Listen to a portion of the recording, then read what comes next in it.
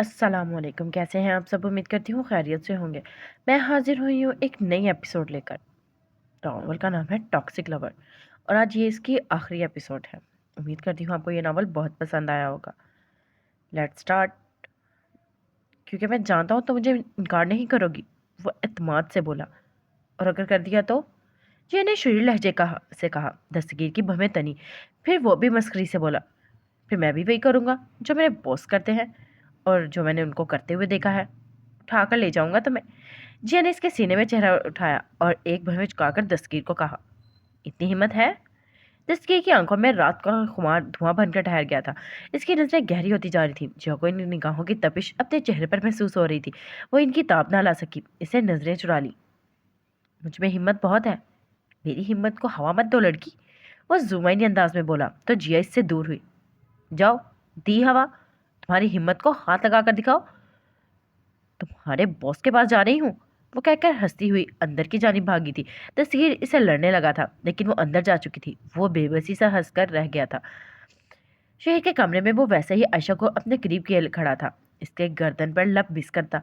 वो इससे आहिस्ता आहिस्ता बातें कर रहा था। तभी आयशा इसकी तरफ घूमी। आपको पता है शहीर, इसने मासूमियत चेहरे पर लाकर शहीर से लब भींचकर सर ना में हिला दिया। मुझे कुछ पता है नहीं, बता दो, वो मायनी खेजी बोला। इसके आयशा का हाथ अपने सीने पर धड़का लिया था। आयशा ने पहले इस हाथ को देखा, फिर शहीद के चेहरे को। आपने लाइम के घर जाना है और आप यहाँ खड़े होकर बिला वजह का रोमांस छाड़ रहे हैं। पहले सब ठीक करें फिर आइएगा, वरना तब तक। वह दो कदम पीछे हुए, शहीद के गाल पर चुटकी भरी। बाय बाय, वो कहते ही कमरे का दरवाजा खोलकर निकल गई थी। ये सब इतना जल्दी और अचानक हुआ था, शेर को कुछ ना कर सका। इसका मूड जबरदस्त किस्म का खराब हो गया था। इसने गहरा सांस लिया। दीवार अभी इस घड़ी को देखा तो इस पर वक्त भागता जा रहा था। इसे भी अब जाना था। लाइम और इसके डैड से इससे आज ही बात करनी थी, इसलिए वो कमरे से निकल गया था। लाइम के घर में खामोशी छाई हुई थी। लाउंज के सोफे पर शहीद बैठा था। इसके सामने वाले सोफे पर लाइम के डैड और लाइम बैठे थे। कांच के मेज पर कॉफी के मग्स धरे हुए थे जिनसे भाप उड़ रही थी। फानूश की जर्द में सफ़ेद रोशनियां लाउंज में बिखरीने सुन रही थी। मैं आप दोनों का बहुत शुक्रगुजार हूँ कि आप दोनों ने मेरे रवैये को ठंडे दिमाग से बर्दाश्त किया। मैं इस चीज़ के लिए बहुत शर्मिंदा हूँ, पर मैं जोया के लिए बहुत महतात हो गया हूँ। एक बार पहले भी वो मेरी वजह से किडनैप हुई थी, जिसका दुख मुझे आज तक है।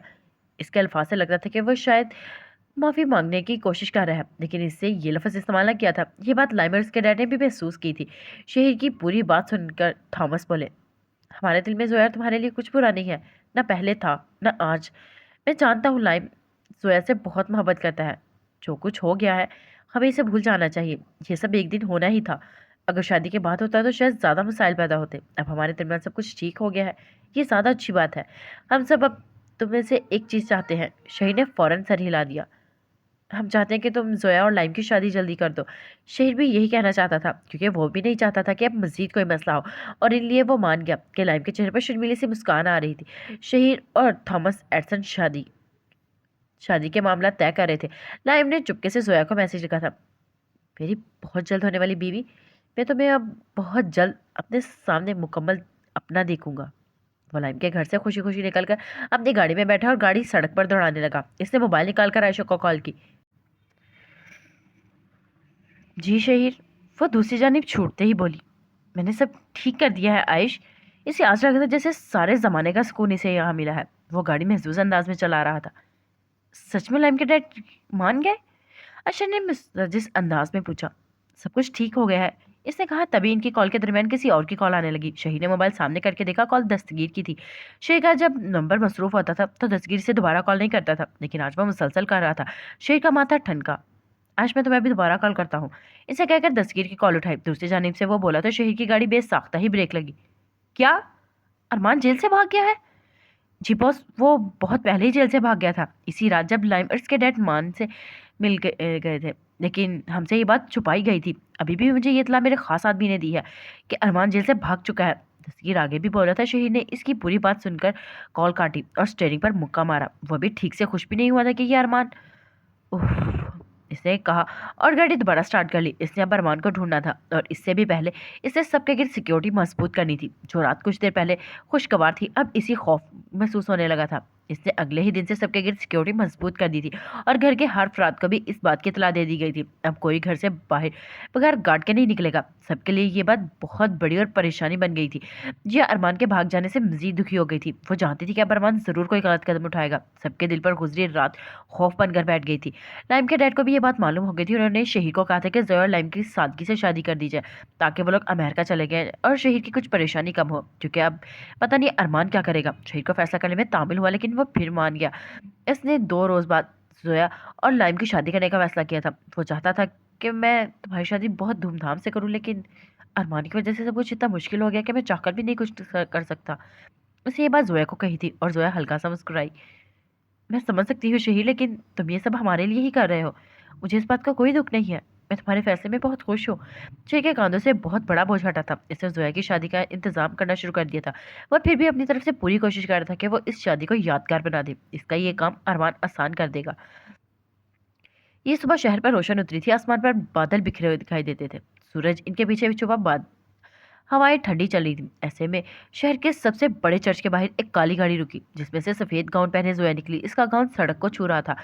सर पे फूलों का क्राउन था और हाथ में गुलदस्ता। इसके साथ आयशा और जिया थी। वो दोनों जोया की शहरवालियां बनी थी। जोया के साथ चलती। अब वो अंदर दाखिल हो रही थी। शहीर काले डिनर सूट में मलबूस गाड़ी को लॉक करके इनके पीछे अंदर आ गया था और इसने कानों में एयरफोन लगाया था, जिससे वो सिक्योरिटी का दस्तगीर से बार बार पूछ रहा था। जो शहर के पस्त इलाके में से एक था, जिसकी गलियों में इस वक्त शहर खामोशी छाई हुई थी। ऐसे में गली के सबसे आखिर में मौजूद मकान का दरवाजा खुला और वहां से ब्लैक जींस शर्ट और ब्लैक जैकेट वाला शख्स निकला, जिसके चेहरे पर मास्क था और आंखों पर चश्मा। अरमान इस वक्त बिल्कुल पहचाना नहीं जाता था। इसका हुलिया हमेशा से बहुत मुख्तलिफ था।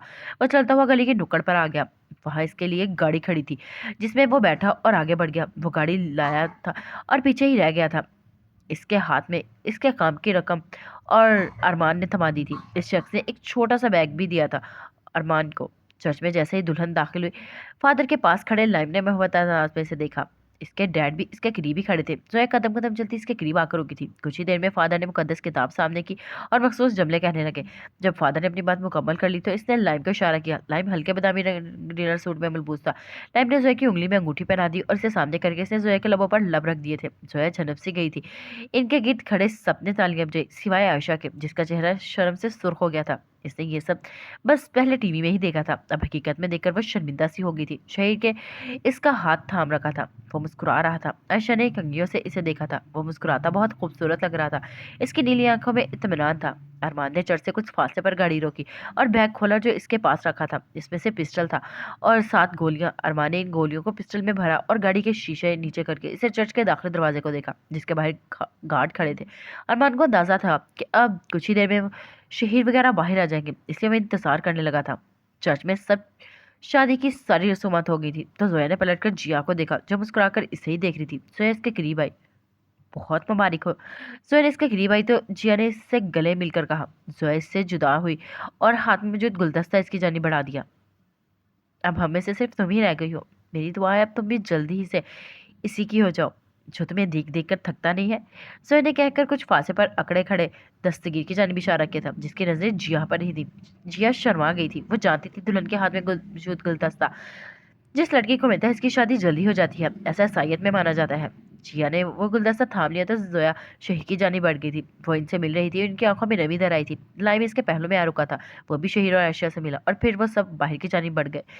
वो सब चर्च से निकले तो दूर खड़ी गाड़ी का दरवाजा खुला, जिसमें से अरमान निकला। इसके हाथ में पिस्टल था। जिसने रफ्तार तेज थी। वो तेज तेज कदम उठाता हुआ इनके करीब हो रहा था। देखते ही देखते वो आगे बढ़ा और इनके करीब पहुंच गया। अचानक ही इसके करीब आने पर सब गार्ड्स हरकत में आए थे, लेकिन किसी ने कुछ भी करने से पहले अरमान ने जोया के साथ चलती आयशा को बाजू से पकड़ा और उसे खींचकर अपने करीब करके इसके माथे पर पिस्टल रख दिया था। ठंडे लोहे की पिस्टल माथे पर रखकर जाने से आयशा की जान इसके हलक में आ गई थी। अरमान शेर भी साख्ता इसकी जानी बढ़ा था। दस्तगीर भी इसकी जानी बढ़ रहा था, लेकिन अरमान ने चेहरे से तकरीबन उतर जाने वाले अपने मास्क को नोच कर दूर फेंका था और बोला, कोई करीब आया तो मैं इसे जान से मार दूंगा। इसका इशारा आयशा की तरफ था और शहीद ने सबको इशारे से रुक जाने को कहा था। सब बर्फ के पुतले बन गए थे। भाई, जिया का गला रन गया था। अरमान ने पास से इसे देखा। मर गया तुम्हारा इसी दिन भाई, जब तुम इसे जेल में अकेला छोड़कर आ गई थी। इसने शहीद को देखा। मैंने सबसे मोहब्बत की और मुझे सभी ने धोखा दिया। मैं एक सैराब के पीछे इतने अरसे से भाग रहा था। वो एक झूठी औरत थी। जिसे मैं माँ मानता रहा, जिसकी वजह से मैंने खुद को बर्बाद कर दिया, वो झूठी थी। इसका गला रन गया था। शहीद फौरन बोला, अरमान तुम सब जान गए हो ना, तो अब ये सब क्यों कर रहे हो? हमने तुम्हें दिल से माफ कर दिया है, तुम्हारा इन सब में कोई कसूर नहीं था। शेर की बात पर अरमान के चेहरे पर तल्खी फैल गई। इससे सुर्ख जलती आंखों से शहीर, सोया, लाइम, जिया, दस्तगीर, थॉमस सबको देखा और फिर इसकी नजर आयशा पर आकर रुक गई। मेरे पास कुछ नहीं बचा, मेरा दिल भी नहीं। इसकी आंखों में नमी तैर आई थी और यहाँ आयशा को वो पहली रात की कहानी समझ आई थी। इसका दिल किसी लड़की ने तोड़ा था। इसका खौफ पल पल बढ़ रहा था। इसने शहीद को मदद के लिए देखा। अरमान सब ठीक हो जाएगा, तुम ये सब अब बस कर दो। अरमान ने सर हिलाया। मैं आज सब खत्म करने के लिए आया हूँ। इसे कहकर पिस्टल लौट की और आयशा के माथे पर दोबारा रख दी। शहीद ने खौफ से अरमान को देखा। इसके चेहरे पर सर्द मुस्कान थी। इसकी आंखों में नमी बढ़ती जा रही थी। वो बोल रहा था। शेर गायब दिमागी से इसे सुन रहा था। वो साकित खड़ा था। इसका सुकूत इस वक्त टूटा जब फिजा में गोली चलने की आवाज गूंजी और आयशा चीखी। इसे बल बल कर खून को सड़क पर गिरते देखा। शेर को लगा जैसे दुनिया यही खत्म हो गई है। हॉस्पिटल की राहदारी में गहमा गहमी का आलम था।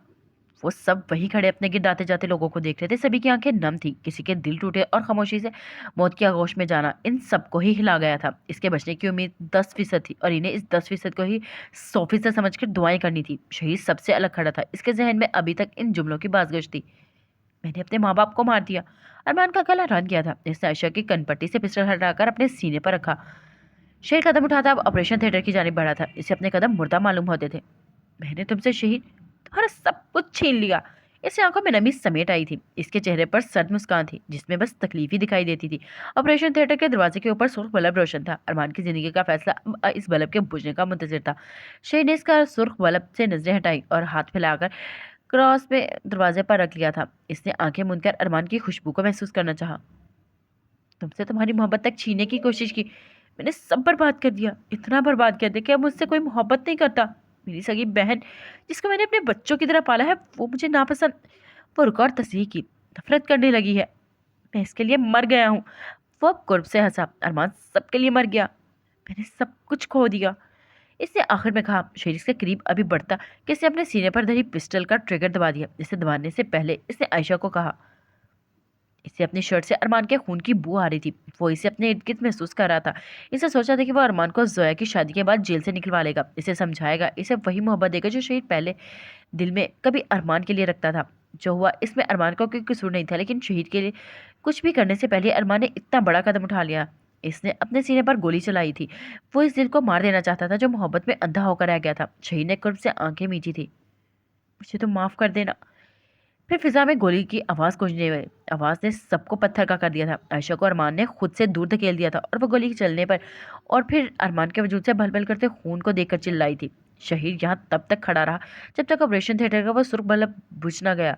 अरमान का ऑपरेशन तवील तरीन ऑपरेशन में से एक था। डॉक्टर जब दरवाजे खोलकर वहां से निकले तो इनके चेहरे पर थकान थी। शहीद, मेरा भाई ठीक है ना? ये पूछते इसके लहजे में वहशत थी। डॉक्टर ने चेहरे पर लगे मास्क को हटाया और जो अल्फाज डॉक्टर ने शहीद को कहे थे इनसे वो साकित रह गया था। इसे नीली आंखों में पानियों से यकायक बसेरा किया और वह निढाल सा होकर फर्श पर बैठता चला गया। 2 माह बाद खुले दरवाजे वाला कमरा खामोश दिखाई देता था। अंदर नीम अंधेरा बिखरा था। तभी आज खुले दरवाजे को किसी ने पूरा खोल दिया। तो वो 2 लोग थे जो खामोश कदम उठाते दाखिल हुए थे। वो बेड के दाएं बाएं जानिब सरहाने के पास आकर खड़े हो गए थे। उन्होंने एक दूसरे को देखा, फिर बेड पर दराज शख्स को जिसके मुंह तक कंबल था। दाएं जानिब खड़े शख्स ने 3 उंगलियां उठाई और एक एक बंद करने लगा। जब इसने अपनी आखिरी उंगली बंद की तो बाई जानिब खड़े इसने कंबल को खींचा और पानी का गिलास इन दोनों पे ही इसके ऊपर उछाल दिए। कौन है? अरमान बेसाख्ता घबरा कर बैठा था। हम हैं आपके बहन भाई शेर और जिया। बेड पर गिरने वाले अंदाज में लेट गए थे और इसकी गोद में सर रखकर भीगे चेहरे वाले अरमान को देखकर आंखें पट पिटाई। अरमान जिसका चेहरा भीगा हुआ था इसने होनक की तरह इन दोनों को देखते आसीनों से चेहरे को पूछा। और मेरे बहन भाई मुझ पर पानी से हमला क्यों कर रहे हैं? इसने मोहब्बत से पूछा। वो सच में बड़े भाई की तरह बोला था। यार भाई तुम ठीक हो?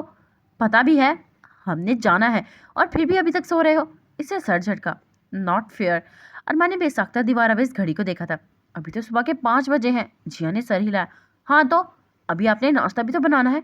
नीचे और दस्तगीर, लाइम, आयशा, जोया सब बेचारे भूख से पागल होने को हो रहे हैं।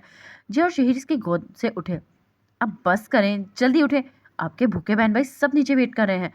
जल्दी आकर नाश्ता बनाएं। अरमान इनका मुंह देखता रह गया। वो दोनों कमरे के दाखिली दरवाजे पर पहुंच गए थे। शहीद रुका और पलट कर बोला, यार जल्दी, मेरी बीवी भूखी बहुत कच्ची है। मेरा दिल दुखता है जब वो भूखी होती है।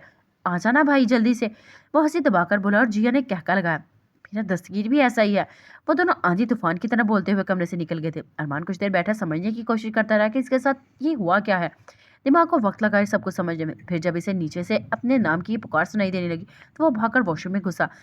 नीचे वो सब चीखकर नाश्ते की डिमांड कर रहे थे और कमरे में जल्दी जल्दी फ्रेश होने के बाद वो बाल दुरुस्त करता हुआ अरमान उजलत में कंगा फेंक कर निकलने लगा था कि इसकी नज़र अपने अक्स पर पड़ी जो मुस्कुरा रहा था और रुक सा गया था।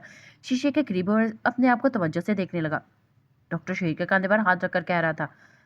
अरमान को इस दिन जब इसने खुद को शूट किया था तो लग रहा था कि इसने सब कुछ खो दिया है, कोई इससे अब कभी मोहब्बत नहीं करेगा। लेकिन ऐसा कुछ नहीं हुआ था। इसे दूर रिश्ते चाहिए थे और अपने पास जिया और शहीर का, और अब इसके पास इतने सारे रिश्ते थे। इसके 2 बहन भाई नहीं, बहुत सारे ज़बरदस्ती के बहन भाई बन गए थे।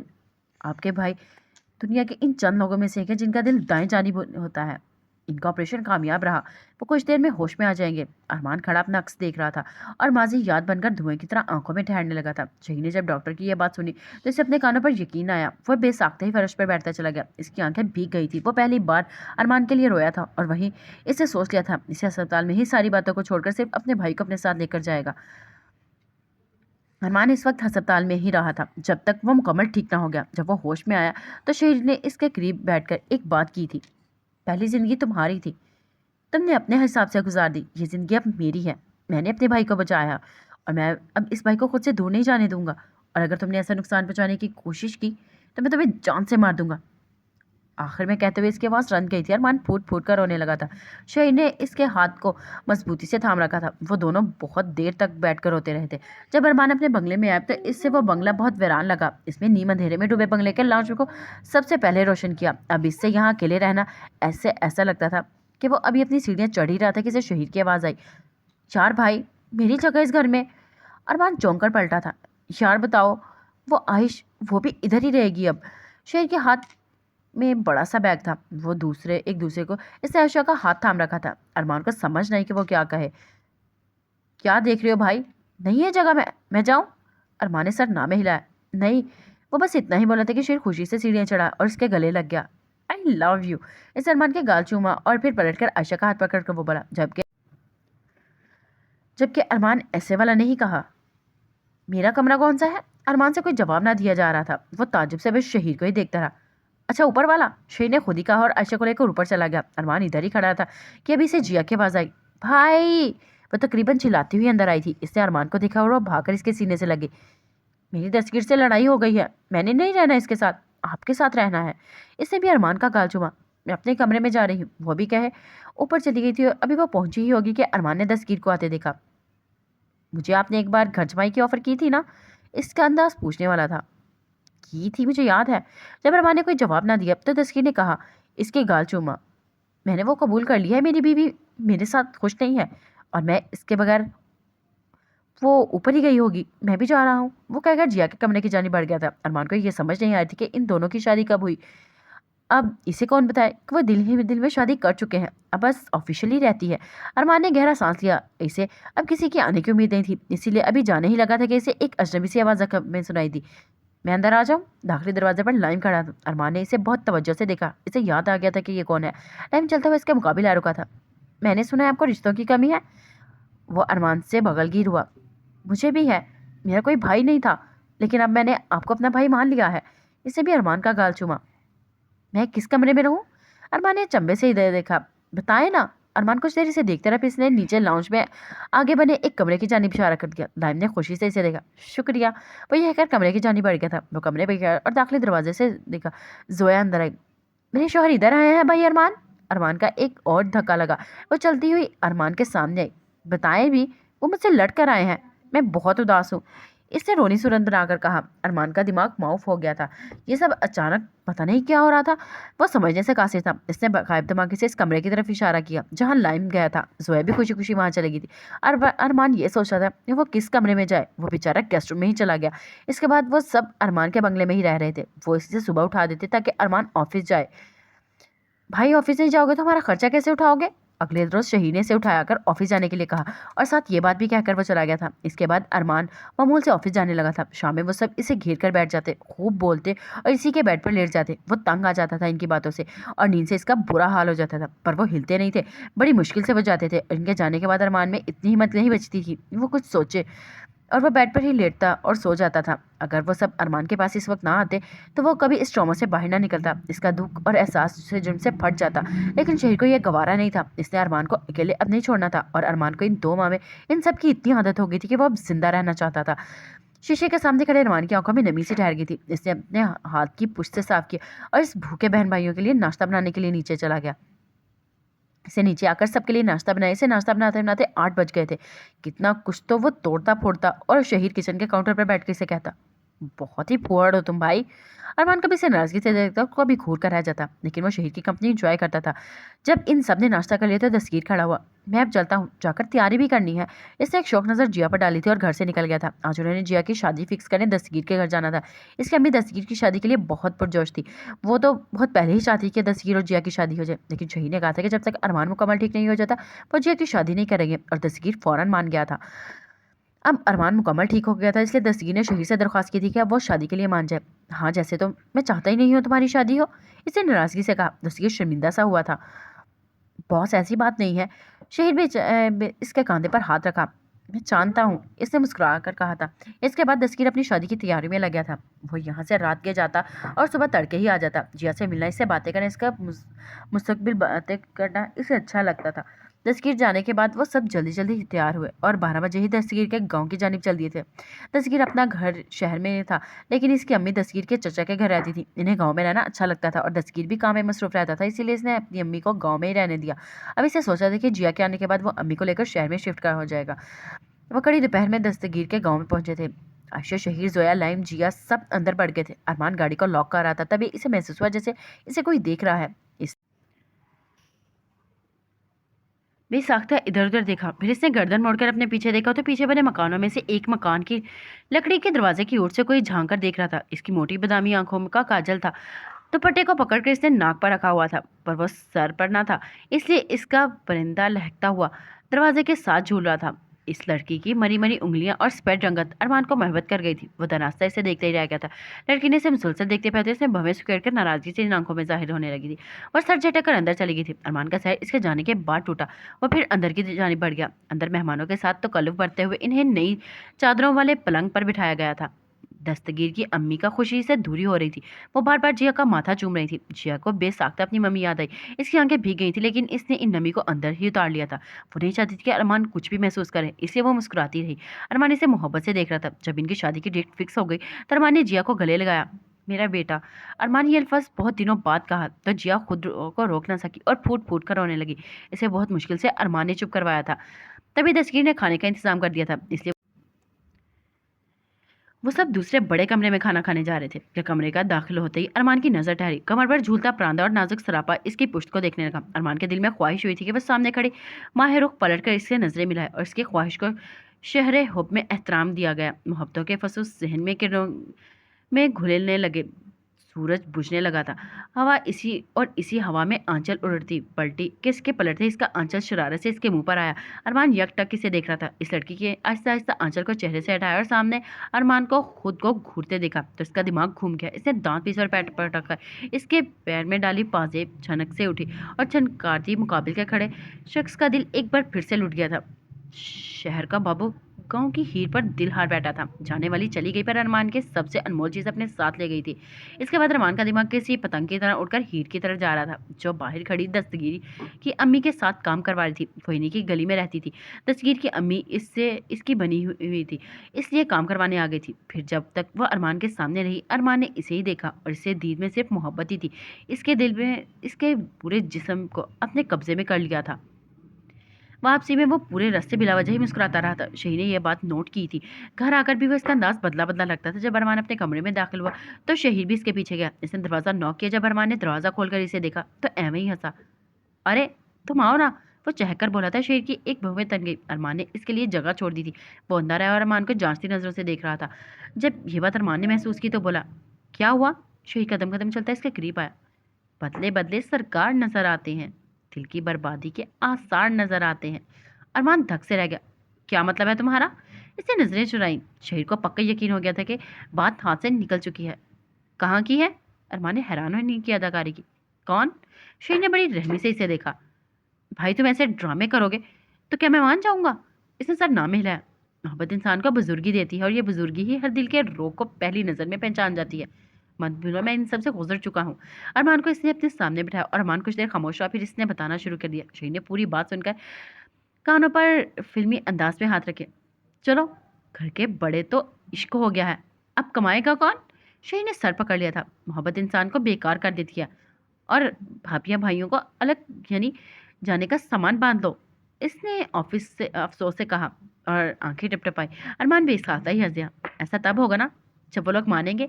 एक कातिल और कुछ दिनों के मुसलमान को कौन अपनी बेटी देगा? वो तल्खी से बोला था। दिल के जख्म पर वक्त का मरहम इन्हें मानित तो कर देता है पर मिटा नहीं पाता। इनके निशान रह जाते हैं जो जख्मों की वजह से भूल नहीं देते। शहीद के माथे पर बल पड़े। यह हमारे घर का मामला था जो पहले ही खत्म हो चुका है और हम ये सब इन्हें नहीं बताएंगे। तो तुम झूठ बोलोगे? शहीद ने सर ना में हिलाया। मैं वो बोलूंगा जो वो पूछेंगे, खुद से माजी खंगालने नहीं बैठ जाऊंगा। वो कहकर बाहर की जानी बढ़ा और दरवाजे तक जा रुका। मैं जरा बाहर बता दूं कि भाई हम पर भाभी लाने वाले हैं, सब अपना अपना इंतजाम कर लें।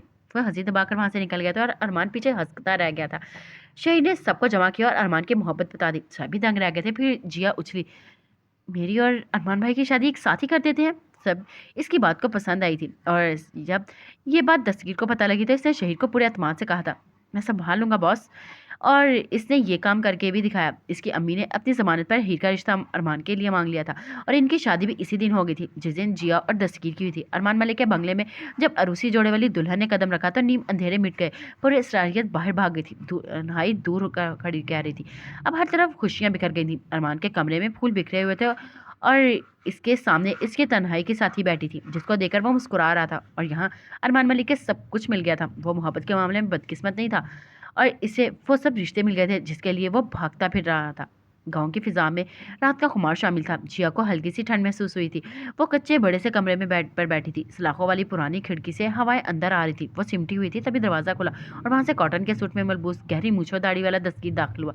कदम कदम चलता इसके मुकाबले आकर बैठ गया। इसने खुद से एक हाथ के फासले पर बैठी अपनी जिंदगी को देखा और फिर इसने इस जिंदगी को हाथ बढ़ाकर अपने करीब किया। इसने सर पर दस्तगीर के आहिस्ता आहिस्ता आंचल को खींचा और अपने लब इसकी पेशानी पर रख दिए। जिया ने बेसाख्ता इसका हाथ थामा और दस्तगीर इसके कान पर झुककर अपनी मोहब्बतों का बता रहा था और जिया कुछ समझ नहीं आई और कुछ समझ नहीं पा रही थी। वो बस ये जानती कि ये दस्तगीर इसके करीब इसके पास बैठा है, इसके नुकुश को चूम रहा है। दस्तगीर एक लम्हे को रुका। इसने खड़े होकर कमरे की सारी रोशनियां बुझा दी और खुली खिड़की पर पर्दे डाल लिए। वो एक बार फिर जिया की तरफ बढ़ाया था। दस्तगीर ने इसे अपने आगोश में भर लिया और जिया के पूरे जिस्म में सुकून की लहर दौड़ गई। इसकी पहली रात गाँव की फिजा में ढलने लगी थी और इसके बाद वो शहर की रौनकों में लौट जाएगी। जिया और दस्तगीर की शादी के फौरन बाद ही लाइम भी जोया के साथ अमेरिका वापस आ गया था क्योंकि लाइम के डैड बहुत पहले पाकिस्तान से आ गए थे। लाइम जोया को अपने साथ अपने पुराने गांव चिली में ले आया जहां मौसम जून जुलाई में भी इंतहाई सर्द था। जोया को ये जिंदगी बहुत अच्छी लगी थी जिसमें शहर जैसा शोर शराबा नहीं था। वो लाइम के साथ इनके पुराने घर में रह रही थी। लाइम दिन रात इससे मोहब्बत का इजहार करते नहीं थकता था और जोया इसकी मोहब्बत देखकर इससे इश्क करने लगी थी। वो भूलती जा रही थी कि कभी वो शहीर को भी पसंद करती थी और कहती थी महफिल में सबसे उदास टूटा हुआ दिल होता है। पर अब जोया कहा करती थी कि वो इंसान बहुत खुशकिस्मत होता है जिसके पास चाहने वाला महबूब हो। लाइम ऐसा ही महबूब था जो जोया और जोया के दिल को खूब ख्याल रखता था। शहीद मलिक के बंगले में सुबह की किरणें बिखरी थी। वो अपने घर आयशा के साथ वापस आ गया था। अरमान ने रोका भी पर शहीद ने हंसी दबाकर जवाब दिया, नहीं भाई, कल को तुम मुझे मेरी बीवी के साथ निकालो, इससे बेहतर मैं खुद ही चले जाएं। अरमान इसे नाराजगी से देखा। मैं यहाँ आता रहूंगा भाई, वो अरमान के गले लगकर बोला तो अरमान मुस्कुरा दिया। वो चाहता था कि शहीद इसके घर में फिर अपनी आयश के साथ वापस आ गया और इस वक्त वो बगैर शर्ट के बेड पर दराज था। इसके बाल माथे पर बिखरे होते। कमरे के खिड़कियों पर पर्दे गिरे होने की वजह से धूप नहीं आती थी। तभी कमरे का दरवाजा खुला और आयशा अंदर दाखिल हुई। इसने आते ही खिड़कियों के पर्दे समेटे और किरणों को अपने साथ मिलाकर वो शहर के सराहने बेड पर बैठ गई और इसे कुछ देर देखती रही। फिर वो इसके माथे पर झुकने लगी और झुकती झुकती रुक गई। इसे हिचकिचाहट सी हो रही थी इसलिए इसने पेशानी चूमने का इरादा तर्क किया और पीछे हुई और शहर ने पट से आंखें खोली। इसे कमर से पकड़कर अपने ऊपर गिरा लिया। तुम शायद कुछ करने लगी थी। वो उठा हुआ था। आयशा का चेहरा सुर्ख पड़ गया और वो नजरें चुराने लगी। मैं कुछ नहीं कर रही थी, इसने झूठ बोला। शही ने लब भींचकर इससे सारी ला। ठीक है, मत करो, मैं करूँगा। इसने आयशा को अपने साथ लेटाया और इसके ऊपर झुक गया। मैंने अब सब कुछ ठीक कर दिया है ना, अब मैं तुम्हें ठीक करूँगा। मैंने कहा था तुम कर लो बेटा मुझे तंग, एक दिन मैं तुम्हें बड़ा फंसाऊंगा। तुम्हारे पास शहीन मलिक के सीने में छुप जाने के अलावा कोई जगह नहीं होगी, तुम भागकर कहीं नहीं जा सकोगी।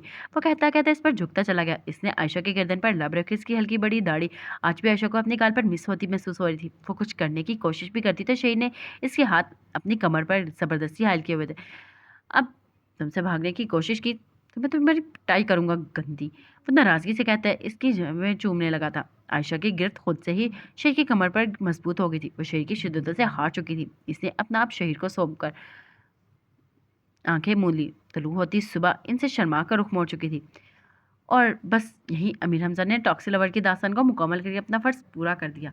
और अब आपका फ़र्ज़ है कि आप हमें बताएं कि ये नावल आपको कैसा लगा, और इस पर भरपूर लाइक्स करें और शेयर भी करें। फ़ी मानिल्लाह। मैं मिलूँगी आपको एक नए नावल के साथ। प्लीज़ हमारे साथ बने रहिएगा और अपना हमें फ़ीडबैक क्लास भी देते रहिएगा। फ़ी मानिल्लाह।